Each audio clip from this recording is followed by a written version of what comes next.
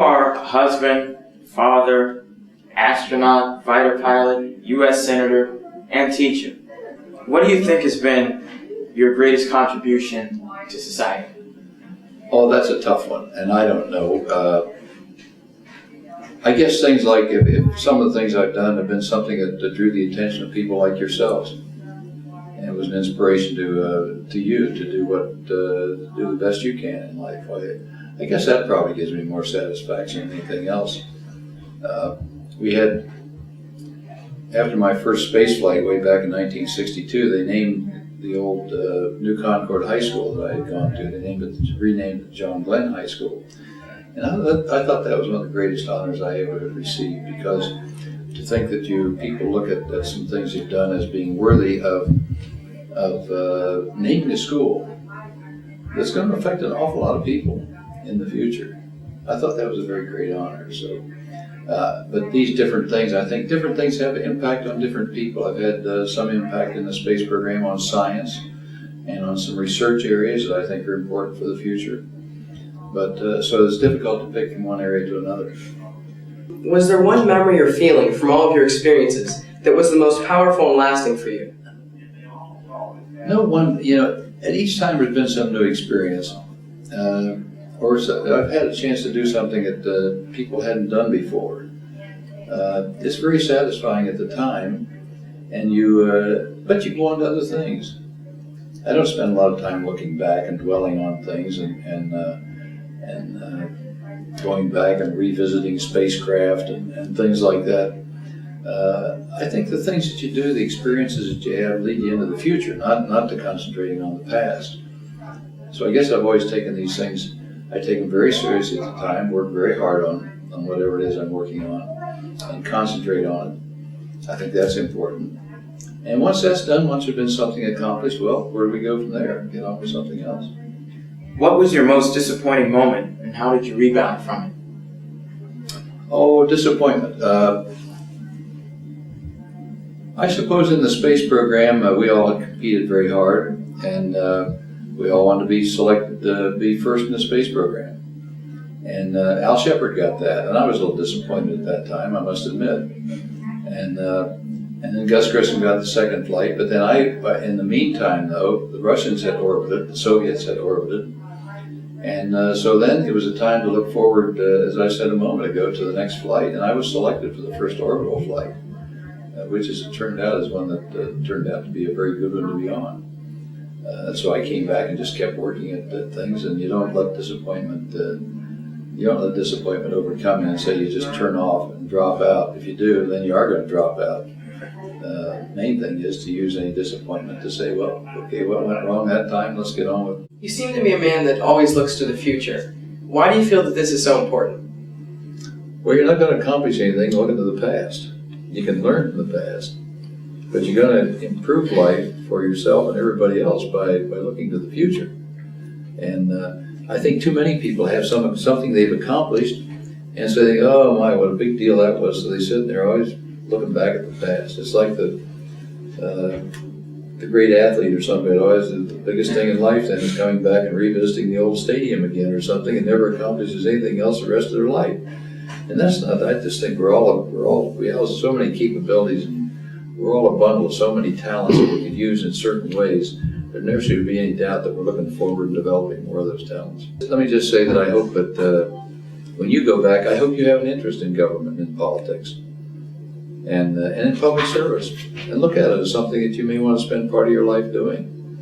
Because if people like you are branching out right now, you obviously are exceptional yourselves right now. Thank you. Or you wouldn't have been selected to come here and do this interview. And so I congratulate you and hope you keep this kind of interest in public affairs and public matters. And maybe you'll run for public office sometime, maybe you won't. There's a difference too between just community service where you're out helping pass out food once in a while with an organization or something, or whether you're setting up organizations that are really truly interested in public service and how government runs, how it operates at the local level, state level, federal level. People like yourselves are going to be the ones that 20 years from now, you'll be leading things. I'll probably be long gone by that time. I'm going to stick around as long as I can, don't get me wrong, but you know, and I hope you can have an influence on the young people in your school too.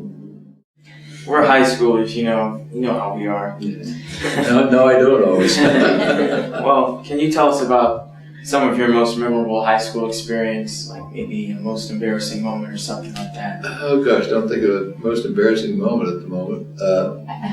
I was not unusual in high school. I made pretty good grades in high school.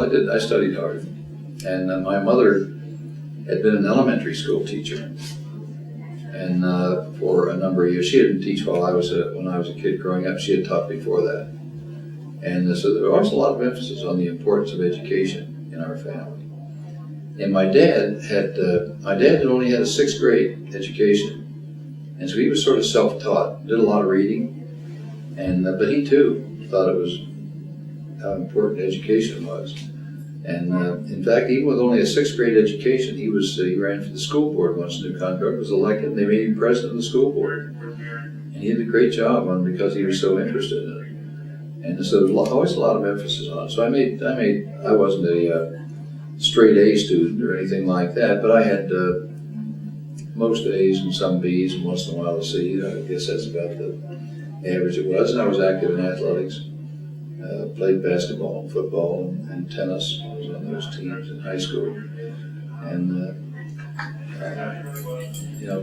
loved it. Look back on those days, and we still, our high school class, even now, here we are all these years later, still get together once a year. And I'm not able to attend every one of our reunions, but we gather together. And a lot of the people have passed on now of our age, and so there are a few that are missing, but we still get together and reminisce about some of the things that happened back then. Then during adolescence, as you said, many teens have friendships that lead them down a particular path. In what specific ways have friends helped you in your personal life and in your career? Well, most of my career came when I departed high school. When I was in high school, friends were very important, as they are, I think, to every student in high school. And it's sort of the circle of friends you have determines much of what you do or what your interests are in high school. Some of the young people have an interest in some of their interests or their associates in high school, I think, may be determined by some of their interests like photography or language, or you have clubs and things like that, so you get friends in those areas. Others are just people you run into, you like, and they like you. And so you become friends, and I guess that's what most of my friends were there. But probably my closest friend to this day is a man that I started out in flight training with way back right after Pearl Harbor. And he and I became friends in flight training. We happened to be assigned the same squadron once we had gotten our wings, and happened to be assigned fairly close to each other a lot of times. Our families were good friends, and so your friendships come at many points along in life, and you depend on them, and just as you do in high school now, you'll make many friends all during your life. In school, I love English and choir and Spanish, but math is the one subject that I just can't stand. Why is math and science so important for teens, and what can we do to encourage more teens to be interested in it? I think it is. Okay, I'll give you my sales pitch on this. No, I think, if you look at whatever you look around here, you look at the camera, you look at the mic, you look at the things here, how you build a building, and how do you purify water, and there's a computer sitting over there. Almost everything we do in the way of manufacturing or technology comes from a basic understanding of science and math. And that's our automobiles and how they're much more efficient now, how everybody uses gasoline, building roads and buildings, and almost all of the things in the standard of living we have comes basically from the original touchstone of math and science and understanding all of these things. And it's everyone doesn't have to be a great mathematician. I agree with that, even to be a scientist. But a grounding in math I think a grounding in math and science these days is almost necessary to even just be a good citizen, because just to understand what's going on, just to know how to vote, what are the important things. When I first got to the Senate, there are normally about 2/3 of the people in the Senate are lawyers, have a legal background. And yet probably half or more of the things we vote on in the Senate have a basis in the physical sciences. Whether you're voting about roads or highways or farms or research or what you're going to do with, what can we do in international commerce, things like that have their roots in science and technology. And so I ran partly on the basis that I was not a lawyer. And not that there's anything wrong with lawyers. But when I got there, I found out that what I'd run on was really the science background. It was very, very valuable. So I hope you'll work with your math teacher and get your interest over. Yeah, I'm interested in math, but it's just that me and math, we don't come together really well. Yeah, it's a very difficult class. Yeah. All right, what do you think? What level are you at now? We're taking, it's called Integrated Math 3A, but it has a lot of trigonometry concepts in it and deals with functions and stuff like that. So it's pretty much the last step before calculus. Yeah, it's difficult. Okay, but trig is a great.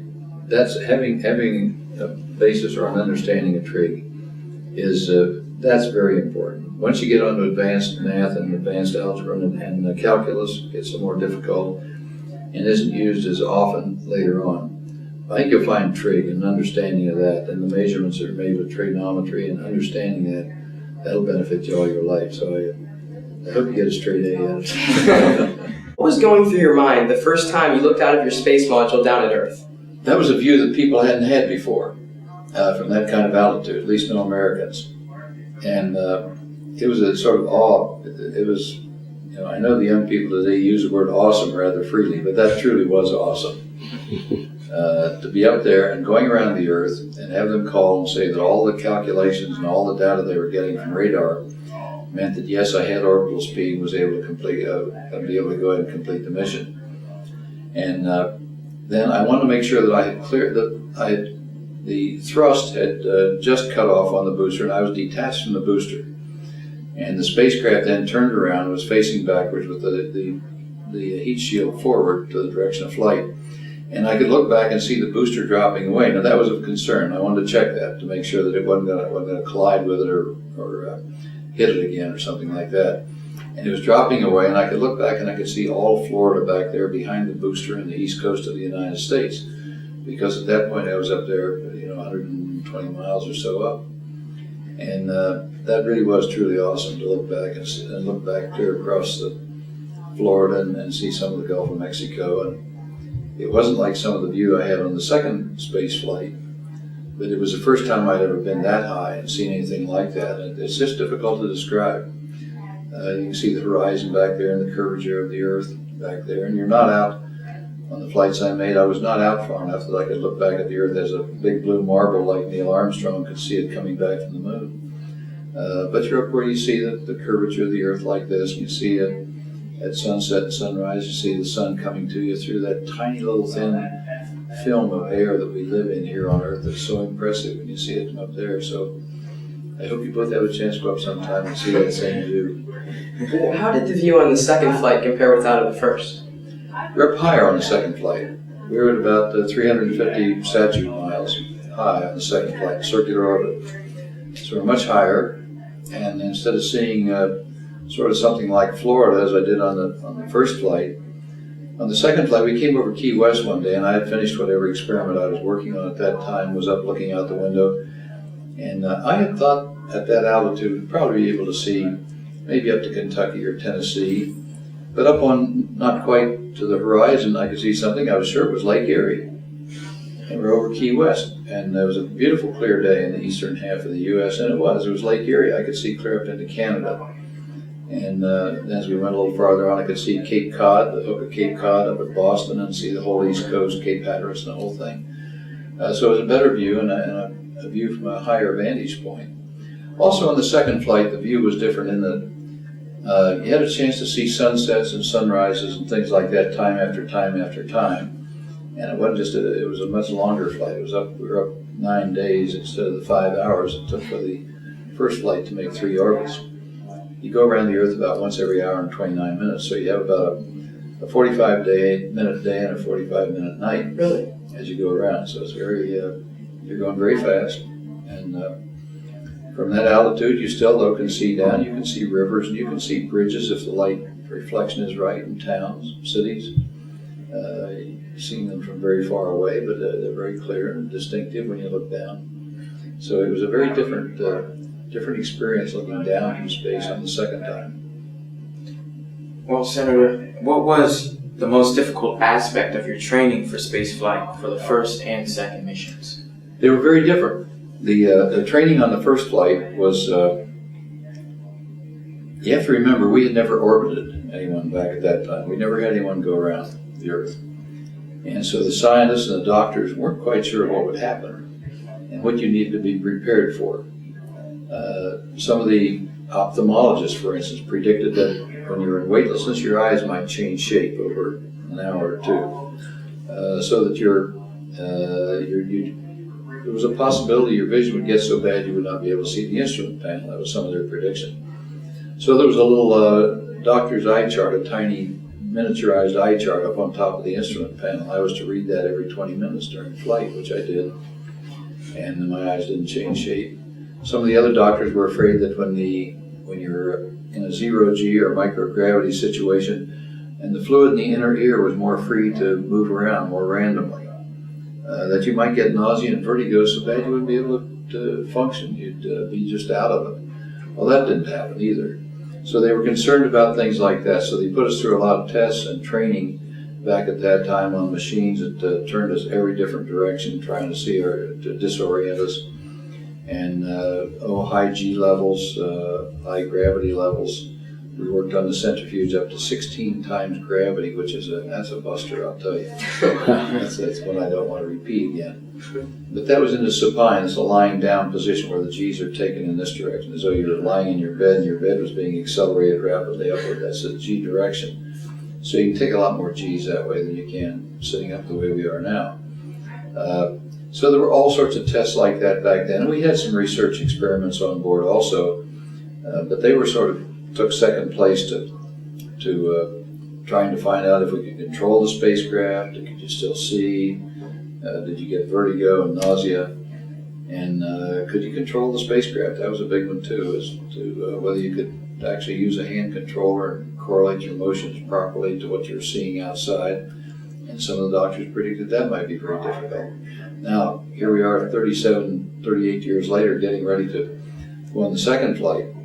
And in between there, we had 120-some manned flights and a lot of experience. So we knew NASA's been able to chart about 53 different changes that occur in the human body when you're in space for a period of time.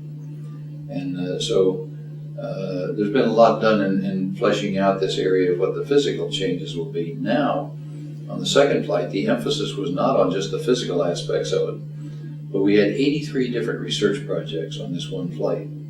So the focal point of the whole effort was to now do the maximum amount of research in space that benefits everybody right here on Earth. Pharmaceutical research, medical research, materials research, and that's what we were really up there to do. And then I was up there because I was the oldest person to ever go into space, and to do research on myself on some of the characteristics that happen as part of the process of aging and how they're similar to what happens to the younger astronauts as they're up there in space in zero-G.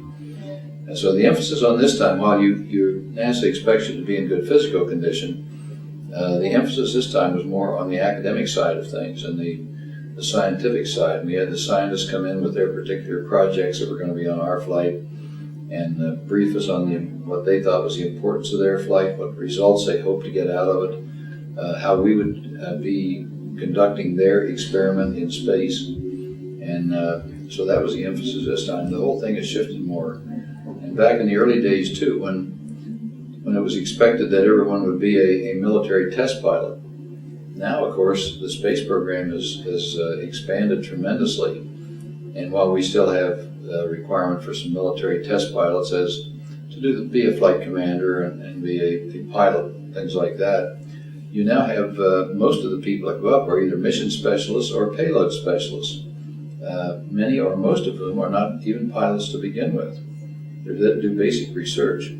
So you ask a good question on the difference, and I'm sorry I talk so long, but there are some major differences between the first flight and the second. As you reflect on your accomplishments, is there anything you regret or feel that you've missed out on because of your career? Well, I'm sure there are. To say that I think I've had a perfect career would mean I've never made a mistake or always made exactly the right decisions, and that certainly hasn't been the case. I've been very fortunate to be at the right place and the right time to take advantage of some of the opportunities that were there, and I just feel very thankful I've been able to do that. When facing extreme challenges, when you reached the point of giving up, who or what did you call upon for the strength to continue? Well, I never reached the point of giving up, I guess. I look at things like that. If you prepare yourself well, whatever it is, and that's, I was in the Marine Corps as a fighter pilot for 23 years, and I was in 2 wars, in World War II and Korean War. And there you practice and you practice and you practice, and you learn everything you possibly can learn about your airplane and your equipment and the tactics and the techniques. And that's the same thing you do when if you're going to be a doctor or a banker or a farmer or whatever you're going to be. I think the best way to prevent yourself from being fearful and the best way to prevent yourself from panicking or from even thinking about giving up is the preparation you do ahead of time. And I know everybody comes to you in school and they say, do good and study hard and all that, and tries to encourage you that way, but it's true. The more you know and the more you're better prepared for life, the better off you're going to be and the less you're likely to panic and the more likely you are to take advantage of the good opportunities that come along. And it's that simple. There's no magic formula except that. That's it. And I think when things happen in combat and you're being shot at, well, do you panic? Well, no. You know what you have to do, or you know what you've trained to avoid some of the things where there is danger. And do the same thing in things like the space program. Now, these are extreme examples because the likelihood of panic in people's lives is much more likely to occur in just daily life routines, where they don't have enough money to do something, or they have an illness that bothers them and is a problem. And there are some things like that, of course, like an illness that we can't really prepare for. But at least at that time, rather than panicking, you go and you get the best help you can get, the best possible help you can possibly find. And study everything you can about what the problem is yourself. That's the best advice I could give. Being a fighter pilot and an astronaut, what was it that made you decide to pursue a third career and become a senator? Well, that's pretty much that area that I mentioned. I had a teacher in high school who just made the whole thing fascinating. And I always did reading, even later on during World War II when I was overseas. I always had a book or two around on government, and I'd do some reading once in a while, although there were other interests, mainly then, of course, with the war on. But it was always something that fascinated me from then on. And I never thought I'd have a chance to run for high public office, but as things worked out in my life, that opportunity came, and I wound up for 24 years in the U.S. Senate, which I'm glad I did. Now, what did you learn in the Senate that would be a useful lesson for teens today? You deal with so many different things. And I guess for teens today, to anybody that's really interested in their country and where we're going to be and where we're going to, the best thing you can do truly is to get the broadest background and education you can get. So you're not just channeled in one tiny little area. And I know that, once again, I'm getting back to saying study hard and do good in school, but it is so true that proved to be so valuable when I got to the Senate that I had a rather broad background in a lot of different things. And you draw on that there because what you're dealing with there is everything that makes this country what it is. You're dealing with municipal matters and state matters and interstate matters and highways and farming and manufacturing and commerce and international trade. There is nothing in this country that happens that you don't have some impact on by your votes in the Senate or from the Congress. So I guess the broadest background that you can possibly get is the best thing I would advise.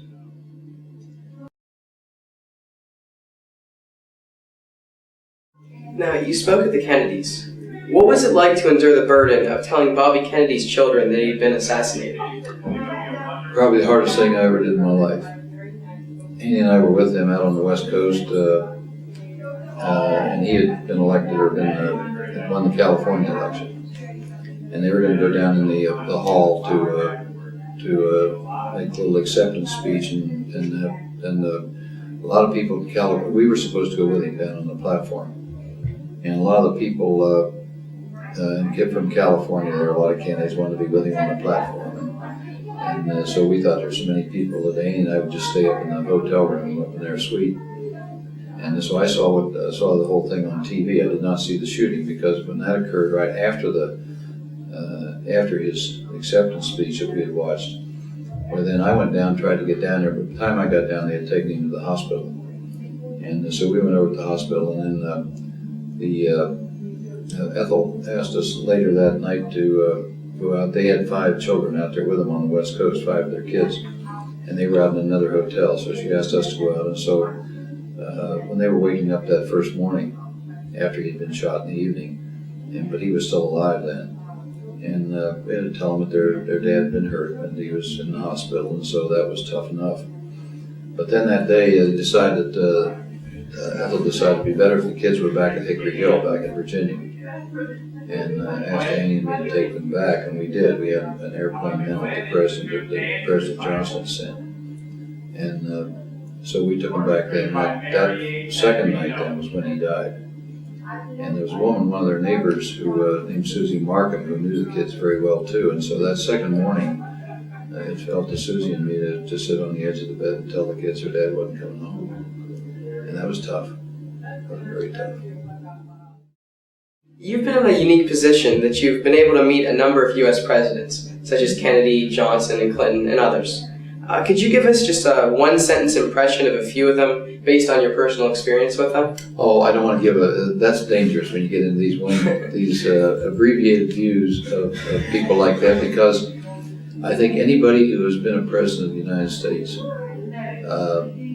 they're all very, very capable, and at the same time, very, very complex people. And to try and characterize them with a statement or I think we're all that way, in effect. I doubt if anyone any one of your friends could give a one phrase description of you, either one of you, that you would be happy with.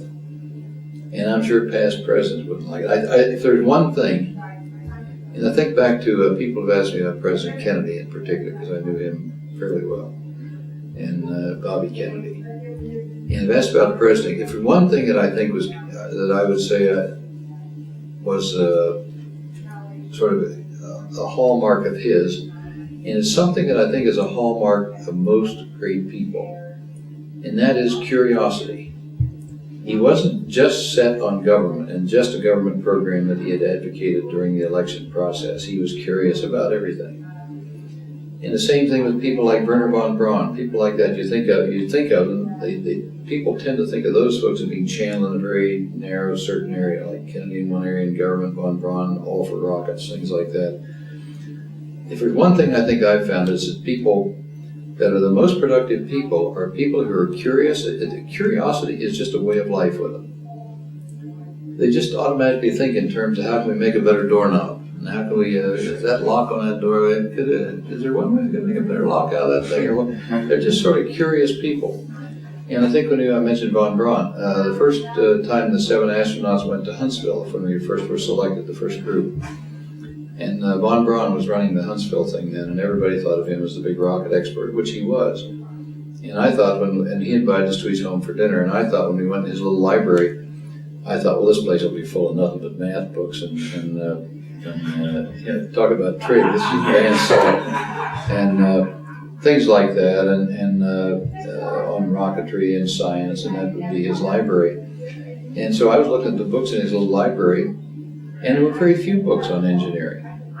But he had all kinds of books on religion and comparative religion philosophies, comparative religion, and he was wide read in literature.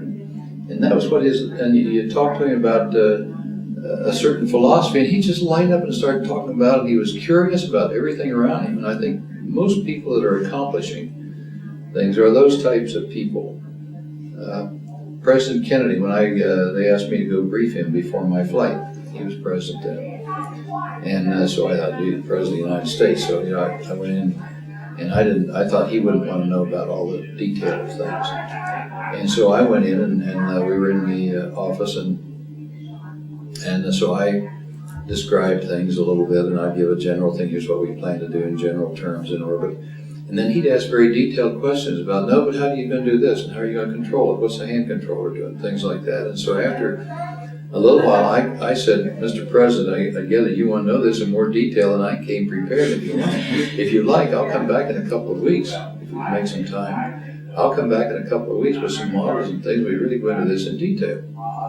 And he wanted to do that. And so I did that. I got time off from our training and took the models and went back in. In the cabinet room, we set them up on the big long table in the cabinet room there. And I brought back, I had blueprints and I had the whole schmear. And he was very interested in all the details of this thing.